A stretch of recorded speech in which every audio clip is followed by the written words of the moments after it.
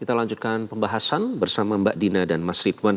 Mbak Dina, Perancis menyatakan meskipun sudah mengirimkan kapalnya, tapi ini ditegaskan bahwa ini bukan untuk menyerang, bukan ofensif, tapi untuk defensif. Nah, ini kan artinya tidak ada pernyataan tegas bahwa akan membantu Amerika Serikat. Di sisi lain kita tahu Trump berkali-kali terkesan desperate ya, putus asa, tidak ada negara-negara yang mau membantu Amerika Serikat dalam menyerang Iran. Nah, Anda melihat bagaimana sikap dari Prancis dan juga Inggris ini yang tidak secara tegas menyatakan terkait dengan pengiriman kapal perang mereka ini, Mbak Dina? Baik, yang pertama sebenarnya logika saja dan saya pikir sudah pernah disampaikan juga oleh pihak Jerman ya. Kalau Amerika Serikat saja tidak berhasil membuka Selat Hormuz, tidak berhasil memaksa Iran untuk mengembalikan Selat Hormuz seperti sebelum perang, ya apa yang bisa dilakukan oleh kapal-kapal perang Eropa. Jadi memang saya pikir secara teknis juga tidak ada yang bisa dilakukan oleh kapal perangnya Prancis ataupun Inggris kalau datang ke kawasan gitu ya. Karena justru akan seandainya betul-betul melakukan serangan secara militer, justru akan membuat situasi betul-betul buruk dan resesi ekonomi global itu hampir pasti terjadi. Dan juga yang kedua, tadi menarik sekali perkataan Macron ya bahwa dia tetap akan berkomunikasi dengan Iran. Artinya, saya pikir di sini pihak Prancis ini masih berusaha menjaga ini ya, menjaga hubungan baik dengan Amerika Serikat, tapi juga bersikap rasional juga, karena memang untuk bisa lewat Selat Hormuz itu syaratnya mudah sekali, yaitu berkomunikasi dengan Iran dan kemudian memenuhi syarat-syarat yang diminta oleh Iran. Sudah nggak perlu bersusah payah berperang, tidak perlu mengeluarkan dana yang banyak untuk berperang, dan juga tidak perlu mengambil resiko adanya pasukan atau infrastruktur militer yang harus hancur. Nah, saya pikir Macron ini rasional ya sikapnya, cuma memang masih juga menjaga agar tidak terlalu frontal juga di hadapan Amerika Serikat. Oke, Mas Ridwan, bagaimana Anda membaca sikap Perancis ini? Tapi seperti yang tadi disebutkan Mbak Dina ya, dinyatakan oleh Macron bahwa pemerintahannya tidak pernah mempertimbangkan pengiriman militer ke kawasan Selat Hormuz tanpa adanya komunikasi dan koordinasi terlebih dahulu dengan pihak Iran. Dan ini dikeluarkan setelah ancaman Iran jika ada armada dari negara asing manapun akan dibalas dengan respon yang keras. Bagaimana Anda memandang sikap ini, Mas Ridwan? Iya, terima kasih. Memang negara-negara Uni Eropa itu tampaknya memang menjaga jarak dengan Presiden Trump ya. Kebetulan saya baru saja pulang dari satu negara di Eropa dan berkeliling bertemu dengan beberapa politisi di sana dan parlemen di sana. Eh, Mereka rata-rata yang kami temui itu memang mereka tidak mau menganggap bahwa Trump ini bukan bagian dari operasi Uni Eropa. Jadi wajar ketika Presiden Prancis dan juga Jerman juga sikapnya sama, tampaknya tidak akan inline dengan agenda-agenda Amerika Serikat. Yang justru menarik adalah bagaimana Iran memandang Uni Eropa. Sampai hari ini kan tidak ada ya, misalnya pernyataan misalnya dari Khotamul Anbiya atau misalnya dari IRGC yang kemudian menyatakan bahwa mereka akan melakukan serangan misalnya atau melakukan tindakan terhadap negara-negara Uni Eropa. Sama sekali nggak ada yang saya baca ya sampai hari ini. Artinya memang Iran menganggap saya kira Eropa bukan menjadi ancaman bagi mereka dan ini saya kira secara deterrence geopolitik juga sangat menguntungkan bagi Uni Eropa maupun bagi Iran itu sendiri.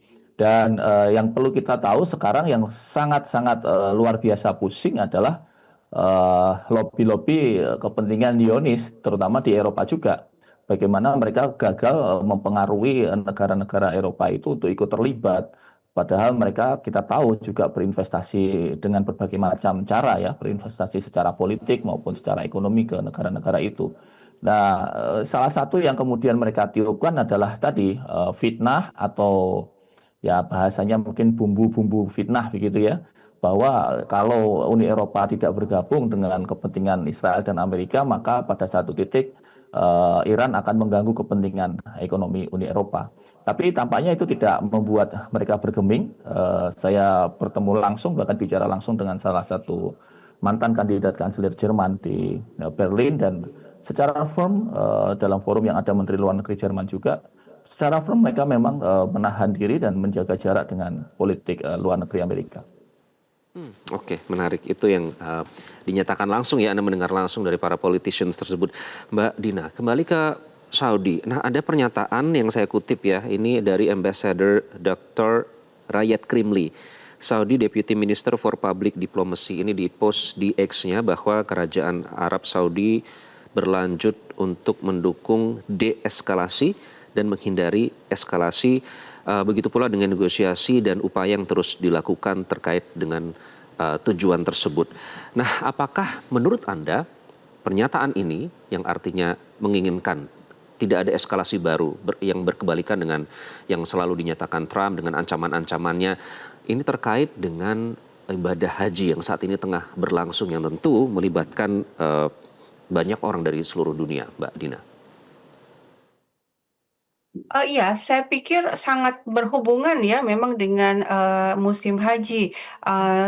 Ketika apa itu Arakci berada di Beijing itu bahkan ini ya secara khusus menelpon Menlu Arab Saudi dan kedua pihak menyatakan bahwa memang situasi ini harus diselesaikan dengan diplomasi, tidak ada lagi ketegangan militer, kemudian ya lalu ini apa sikap Saudi setelah itu yang melarang penggunaan ini pangkalan militer Amerika Serikat di Saudi.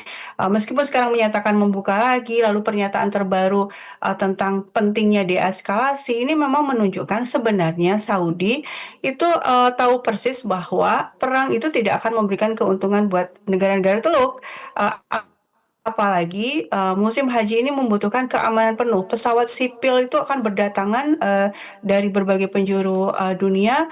Kalau ada perang tentu nggak bisa lewat ya pesawat ya. Artinya itu akan membuat situasi sangat rumit buat Saudi sebagai pengelola ibadah haji. Sehingga memang situasi ini saya pikir membuat sebenarnya kondisi saat ini di Selat Hormuz itu juga tidak terlalu tinggi eskalasinya ya. Serangan dari pihak Amerika Serikat itu juga terbatas. Misalnya yang diserang itu adalah tanker yang kosong gitu ya. Dan Ya. balasan dari Iran juga terbatas karena memang saya pikir semua pihak menyadari ya bahwa ini situasi sekarang harus betul-betul dijaga jangan sampai ada perang besar. Karena kalau Saudi sampai betul-betul marah kepada Amerika Serikat, tentu Amerika Serikat akan betul-betul kehilangan sekutu pentingnya di kawasan ya. Oke. Mas Ridwan, saya baru membaca artikel ini, Prime Minister Netanyahu bilang bahwa pengayaan uranium Iran harus diakhiri atau dihapuskan sebelum perang ingin benar-benar berakhir begitu. Ini kan lagu lama ya, seperti kaset rusak begitu kita dengar berulang-ulang, dan poin ini pula yang menjadi penegasan dari Iran sehingga memang menjadi tantangan tersendiri untuk tercapainya kesepakatan antara Iran dan Amerika Serikat. Nah, kalau kita lihat UAE dan juga Saudi punya formal diplomatic relation ya, ada hubungan diplomatik dengan Israel meskipun tetap menegaskan dengan perjuangan terhadap eksistensi dari negara Palestina. Nah, menurut Anda apakah dengan ketegangan dan dinamika yang terjadi nanti akan bisa memengaruhi hubungan diplomatik antar negara-negara ini dengan Zionis Israel, Mas Ridwan? Ya, saya kira sangat terkait itu ya, berkelindan antara kepentingan dari negara-negara Teluk dengan lobby-lobby dan hubungan diplomatik mereka. Sebenarnya kerjasama itu yang diuntungkan kan Israelnya, lebih diuntungkan sebenarnya dari kerjasama itu, dan saya yakin para politisi, para pimpinan-pimpinan negara Teluk itu juga sudah mulai menghitung ulang, apalagi sekarang dengan kemampuan Iran yang luar biasa bertahan seperti ini ya. Berbagai macam cara Israel untuk mengadu domba atau yang terbaru kan mereka misalnya meniupkan isu bahwa ada faksi di internal Iran yang kemudian ARGC ini lebih dominan dan seterusnya, tapi tampaknya kan dari sisi operasional pemerintahan sehari-hari tampaknya sama sekali tidak menunjukkan itu ya. Kekompakannya masih terlihat, kemudian komunikasi komandonya masih dalam satu inline komando kepada Ayatullah Mustafa Khomeini. Jadi berbagai macam bujukan maut atau fitnah-fitnah palsu dari Zionis Israel itu tampaknya tidak membuat Iran bergeming sedikit pun. Nah, di sisi lain tentu saja negara Teluk kan ini dinamis ya. Mereka pasti menghitung Kalau dengan Israel saja selama ini mereka misalnya tidak mendapat keuntungan berlebih, kenapa harus melanjutkan misalnya hubungan diplomatiknya? Kalau memang tidak ada gaining yang lebih dari mereka, bahkan kemungkinan bisa kemudian memutuskan hubungan diplomatiknya dan lebih erat lagi bersama dengan Teheran. Kalau itu terjadi ya yang ditiupkan oleh banyak pengamat militer Barat bahwa akan terjadi Pak Yudaika itu akan terbalik. Yang terjadi akan menjadi Pak Iranika. Iran menjadi satu hub yang akan menghubungkan berbagai macam kekuatan-kekuatan besar di kawasan, termasuk juga dengan Turki. Jangan lupa, Turki, Presiden Erdogan sangat tegas dengan sikapnya terhadap Israel, walaupun mereka tentu saja punya hubungan diplomatik. Dan juga Mesir diam-diam juga menyiagakan pasukan daratnya di Sinai dengan 40.000 pasukan. Jadi ini tampaknya nanti kita akan terus cermati apakah lama-kelamaan Iran ini bisa menggeser propaganda-propaganda Zionis dan kemudian terjadilah apa yang diidam-idamkan banyak pengamat adalah wahdatul ummah atau persatuan umat di kawasan Timur Tengah itu. Oke, baiklah. Sambil kita menantikan perkembangan dari upaya negosiasi ya, karena kalau saya melihat ini ada pergeseran begitu. Kalau dulu setiap kali menempuh upaya diplomasi Amerika Serikat seperti my wish is your command. Jadi apapun tuntutannya harus ditaati, kalau tidak kami akan kembali ke negara kami. Tapi tampaknya dengan Iran ini lebih panjang prosesnya, artinya ada pergeseran di situ, paling tidak mendengarkan tuntutan dari negara yang diajak berdiplomasi. Kita akan nantikan hasilnya. Terima kasih Mbak Dina, Mas Ridwan atas analisisnya dalam Prime Time News kali ini. Sama-sama, terima kasih. Sesaat lagi pemirsa, Kapolda Jawa Barat memastikan situasi kondusif pasca bentrok antar supporter di sejumlah wilayah di Jawa Barat. Tetaplah bersama kami.